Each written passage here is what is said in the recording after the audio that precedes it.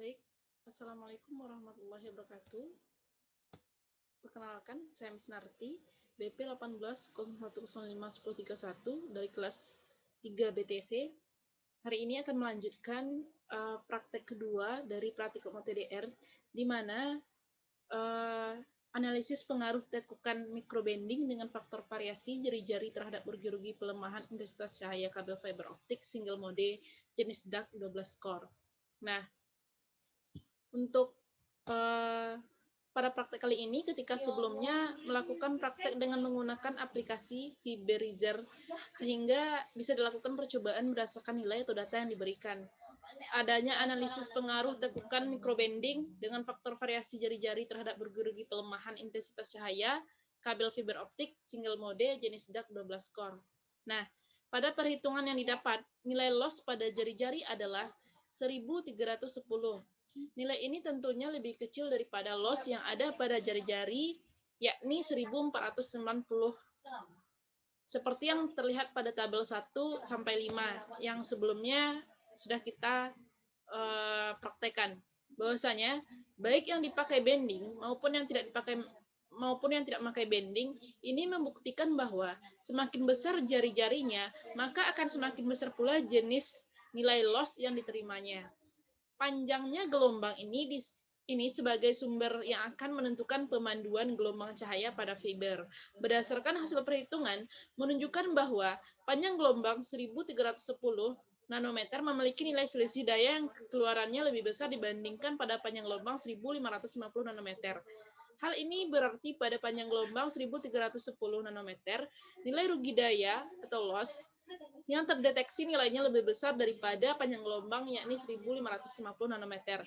Untuk praktikum kali ini, masih sama datanya dengan yang sebelumnya. Begitu juga dengan hasil praktikum yang dihasilkan juga sama dengan praktikum pada percobaan OTDR sebelumnya. Namun, pada kali ini menggunakan microbending, di mana microbending itu sendiri adalah lekukan kabel optik dengan radius lekukan yang mempengaruhi banyaknya pelemahan sinyal yang berpropagasi dalam inti. Adanya lekukan dengan radius lekukan lebih besar dari radius inti serat optik mengakibatkan sebagian sinyal hilang, terutama dalam lekukan serat optik seperti itu. Jari-jari lekukan ketika mulai terjadi perubahan signifikan pada besar rugi-rugi microbending disebut dengan critical radius.